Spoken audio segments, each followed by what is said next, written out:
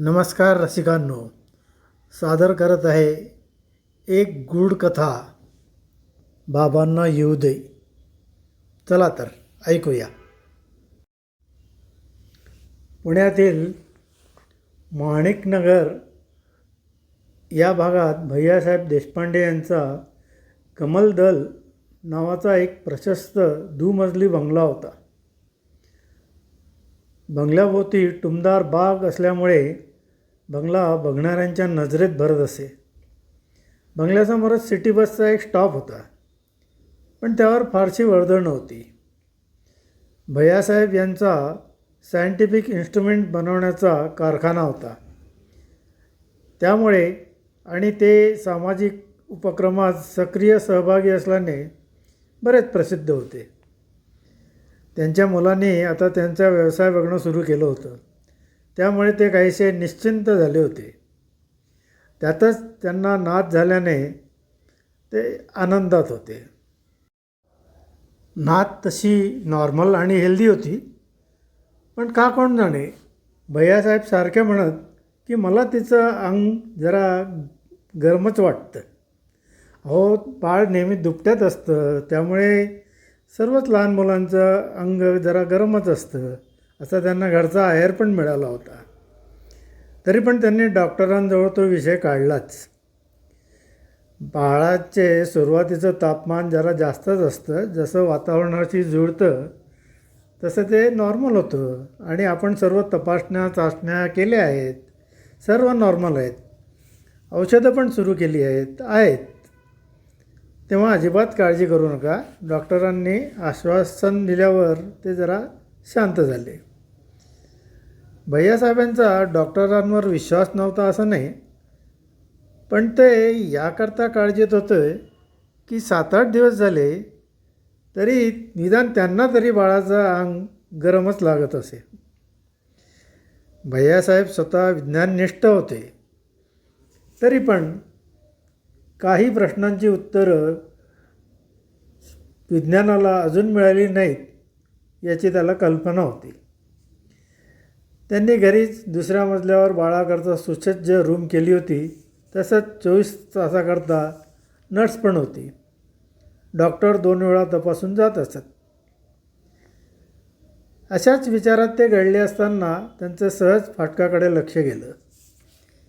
त्यांच्याकडे काम करणारी लक्ष्मीबाई वॉचमनशी काहीतरी बोलत होती आणि वॉचमन बसस्टॉपकडे बोट दाखवून त्यांना काहीतरी सांगत होता. नंतर ते दोघंही बसस्टॉपकडे गेले. कुतूहलाने भैयासाहेबांची नजर पण बसस्टॉपकडे गेली. तिथे साधारणपणे 40च्या दरम्यानचा एक माणूस हाताची घडी घालून उभा होता आणि त्याची नजर बंगल्याच्या दुसऱ्या मजल्यावर होती. तो एकटक दुसऱ्या मजल्याकडेच बघत होता. वॉचमन त्या माणसाला काहीतरी विचारत होता, पण त्या माणसाने त्याकडे अजिबात लक्ष दिलं नाही. लक्ष्मीबाईंनी पण काहीतरी विचारलं, पण त्याने त्यांच्याकडे तर डोंकूनही बघितलं नाही. या सर्व प्रकारात त्यांनी एकदाही आपली नजर बंगल्याच्या दुसऱ्या मजल्यावरून विचलित होऊ दिली नाही. शेवटी कंटाळून वॉचमन आणि लक्ष्मीबाई दोघेही बंगल्याकडे परतले. लक्ष्मीबाई सरळ आत कामाला गेल्या, पण वॉचमन भैयासाहेबांच्या जवळ येऊन म्हणाला, साहेब, तो माणूस गेले 3 तास आपल्या बंगल्याकडे टक लावून बघत आहे आणि काही विचारलं तर उत्तर पण देत नाही. भैयासाहेब जरा विचारात पडले. हेतू काहीही असू शकतो. कदाचित हा माणूस आत्ता रेकी करत असेल. त्यांनी सरळ पोलीस स्टेशनला फोन केला. 10 मिनटातच एक पोलीस मोटरसायकलवरून आला आणि भैयासाहेबांना भेटला. त्यांनी सर्व सांगताच म्हणाला, चला, तुमच्यासमोरच सोक्षमोक्ष लावतो. दोघेही त्या माणसाजवळ पोहोचतात. पोलिसांनी विचारलं, साहेब, आपण कोण आहात आणि या बंगल्याकडे एकटक का बघताय?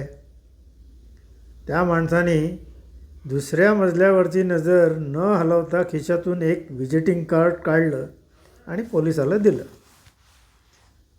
त्यावर लिहिलं होतं, केदार दीनानाथ उपाध्याय, ॲडव्होकेट, मुंबई हायकोर्ट. तसंच ऑफिसच्या वेळा आणि नंबर पण दिलं होतं. ते कार्ड भैयासाहेबांना देत पोलिसांनी त्या माणसाला परत विचारलं, ते ठीक आहे, पण बंगल्याकडे का टक लावून बघताय? टक लावून बघू नये असा काही कायदा आहे का? त्या माणसाने विचारलं. पोलिसांनी भैयासाहेबांकडे बघितलं. भैयासाहेब कार्ड खिशात ठेवत म्हणाले, साहेब, तसं नाही आहे, पण आपल्यासारखा माणूस माझ्या घरासमोर केव्हाचा उभा आहे हे मला पटत नाही. तरी आपण माझ्या घरी चलावं ही माझी विनंती आहे. तिथे आपल्याला निवांत बोलता येईल. तो माणूस म्हणजे केदार क्षणभर विचार करून म्हणाला, ठीक आहे, चला. दिवाणखान्यात आरामात बसल्यावर थोडं शिरस्तावर झाल्यावर भैयासाहेबांनी विचारलं, आता सांगा, तुम्ही का बरं गेले 3 तास सतत बंगल्याकडे टक लावून बघत आहात? केदार शांतपणे म्हणाला, मी माझ्या गुरुकडून येणारे आदेश ऐकत होतो आणि पडताळून बघत होतो. जरा विस्ताराने सांगाल का? जरूर. मला प्रथम सांगा, 21 जानेवारीला सकाळी 7 वाजता तुम्हाला नाच झाली हे खरं आहे ना? होय, भैयासाहेब म्हणाले. मागील जन्मी ती माझी मुलगी होती, केदार म्हणाला.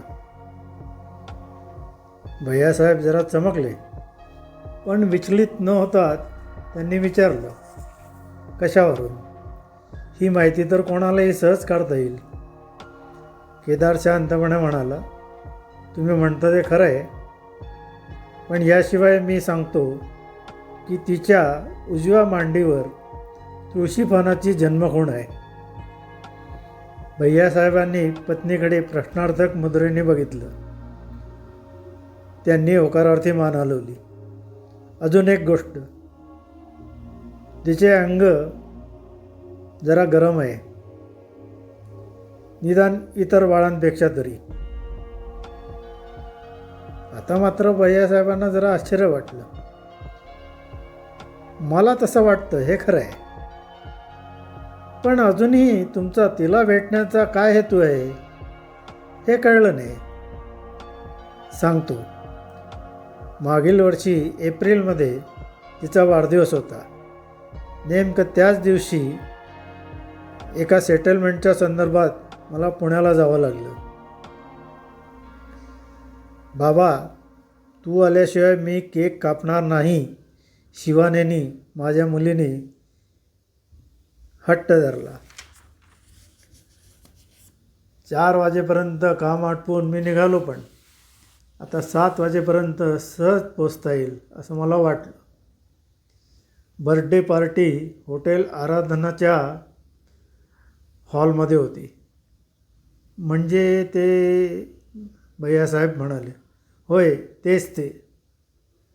मी लोणावळ्यातच ट्रॅफिक जॅममध्ये 3 तास अडकलो आणि रात्री 11च्या दरम्यान जेव्हा हॉटेल आराधनावाशी पोचलो तेव्हा हॉटेल आराधना जळून खाक झालं होतं आणि त्याबरोबर माझं कुटुंब पण.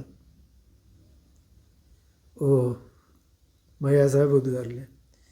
केदारचं त्यांच्याकडे काही लक्ष नव्हतं. तो पुढे सांगू लागला. 2 दिवसांनी पार्टीला हजर असलेले एक पालक माझ्या सांत्वनाकरता आले. ते म्हणाले, शिवानी शेवटपर्यंत तुमची वाट बघत होती.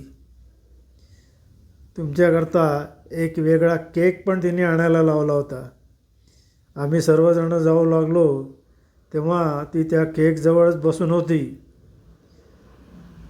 बाबांना येऊ दे, मगच हा केक मी कापेल असं ती सारखं म्हणत होती. पण तसं व्हायचं नव्हतं. त्याच क्षणी मी ध्यास घेतला की कोणत्याही परिस्थितीत शिवानीला भेटायचं आणि सांगायचं की मी आलो होतो. मग ती कोणत्याही स्वरूपात कोणत्याही स्थितीत असली तरी.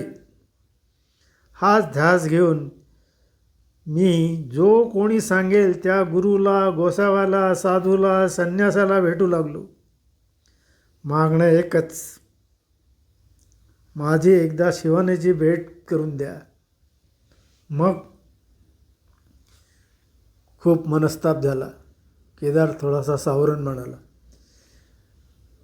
काही जणांनी सहानुभूती दाखवली, काही हेटाळणी करत, काहींनी तर वेळा ठरवलं. पण माझं मागणं एकच होतं, मला शिवानीला एकदा भेटायचंच आहे.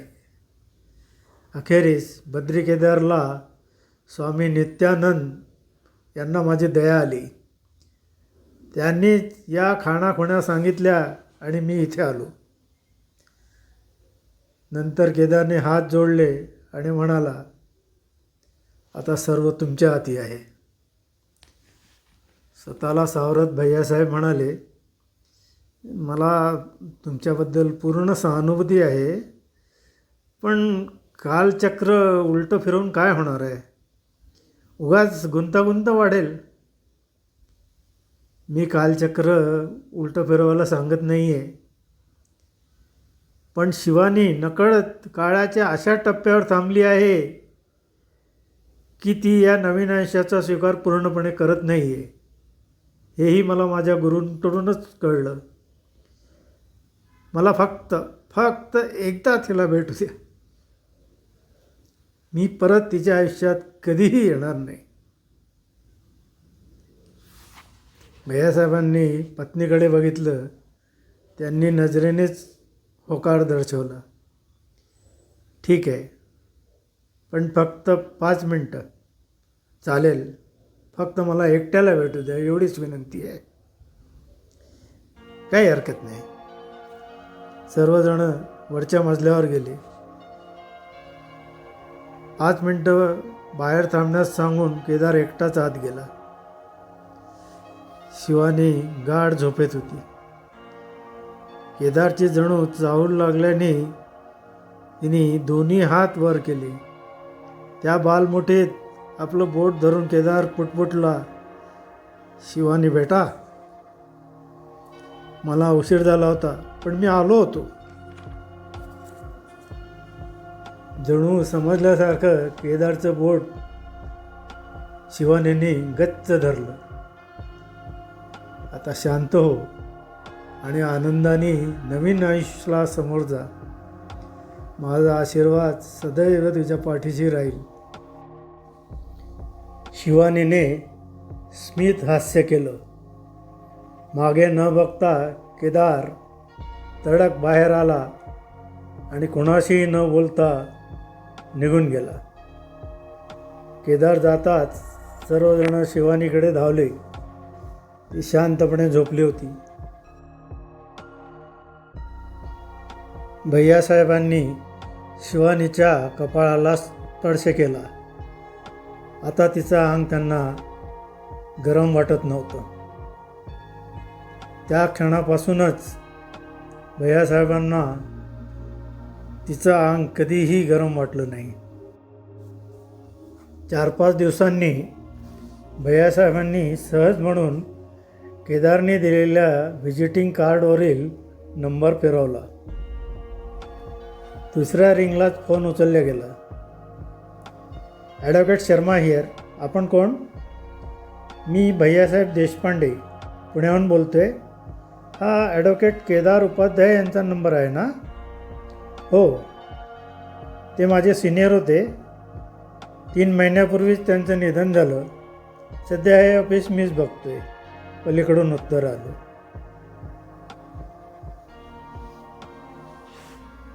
धन्यवाद रसिकांनो. तर ही होती बाबांना येऊ दे ही कथा. ही कथा आपल्याला आवडली असल्यास कृपया कॉमेंट करा, लाईक करा आणि ओविराज चॅनेल अजून सबस्क्राईब केलं नसल्यास कृपया सबस्क्राईब करा आणि मित्रमंडळींबरोबर शेअर करा ही विनंती. धन्यवाद.